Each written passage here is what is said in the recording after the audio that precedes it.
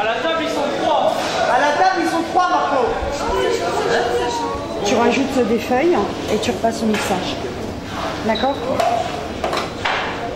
Quel est le thème que vous avez choisi? Le carnaval de Rio. Ouais, pour les couleurs, l'ambiance, vu que c'est bientôt l'été, on a choisi ce thème qui nous correspond bien. Et voilà. Alors, et le menu de ce thème? En mise en bouche des beignets d'acaré de Bahia. En entrée, des crevettes à l'émulsion de coco, d'eau de coco. En plat, un ferroada, c'est comme un ragoût. Et en dessert, une crème de mangue avec un gâteau orangé aux cacahuètes. Le menu Game of Thrones, en quoi ça consiste? En amuse-bouche, il y a une purée de pois chiches. En entrée, il y a une tourte aux pigeons. En plat, il y a un gigot d'agneau et ses petits légumes. Et en dessert, il y a un lemon cake. Comment avez-vous orchestré le repas autour de ce thème? Beaucoup de gens de mon groupe regardent la série et on a regardé sur internet par rapport à ce qu'ils mangent, qu'on pourrait préparer à notre temps. Parce qu'il n'y a pas beaucoup de choses qui mangent à notre temps qu'on mange nous maintenant. Donc on a à peu près choisi les repas et on a réussi à faire ce menu.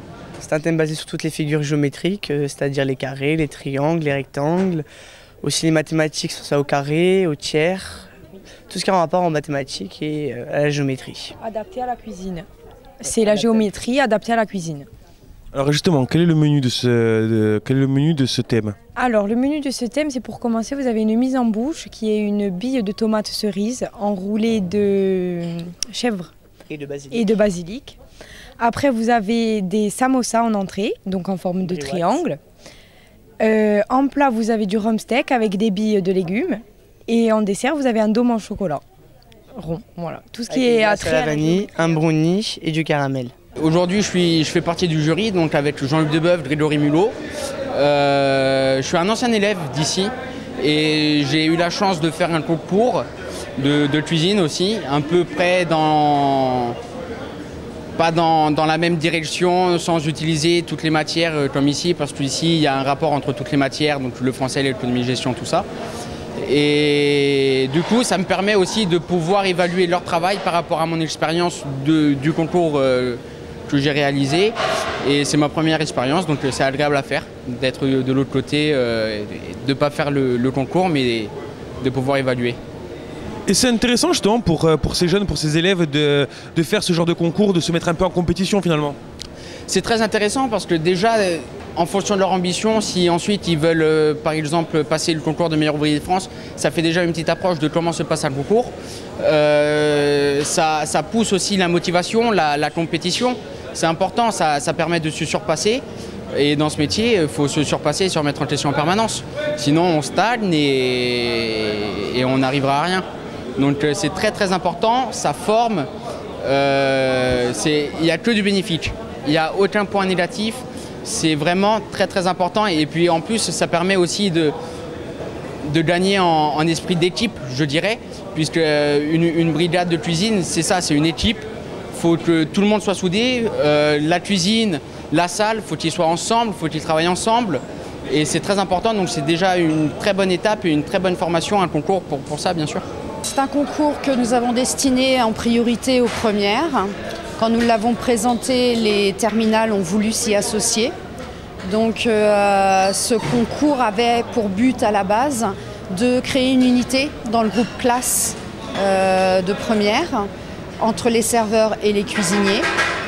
Et on est parti sur cette idée-là en fait, d'un constat de démotivation d'élèves en début d'année, de manière à ce qu'ils puissent se réunir, travailler ensemble et puis créer de l'émulation entre eux. Alors, plusieurs disciplines, la cuisine, les cocktails, la présentation. Expliquez-nous un peu comment s'orchestre tout ça. Alors en fait, on est parti d'un constat que les élèves ne faisaient pas forcément le lien entre toutes les matières.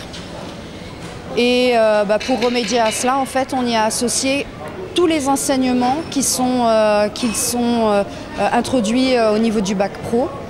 C'est-à-dire qu'on a aussi bien fait participer le professeur de français que le professeur de sciences, de mathématiques, le professeur d'histoire géo, les langues, même le professeur de PS. puisque lui, il a fait faire un parcours aux élèves, un parcours spécial pour ce concours. Donc chacun, dans son domaine, en français, en langue, a posé des notes. Et ces notes participent à la notation finale du concours. Alors aujourd'hui, c'est la pratique, c'est le plus spectaculaire entre guillemets, mais il y a eu tout un travail en amont de l'ensemble de l'équipe pédagogique, mais aussi des élèves qui ont dû travailler pour chaque matière pour ce concours. On a constaté en effet que les concours apportaient une réelle motivation aux élèves.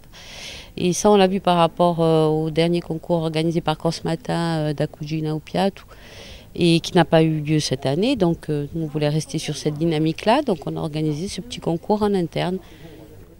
Et c'est important justement de sortir un peu l'élève du quotidien, je dirais.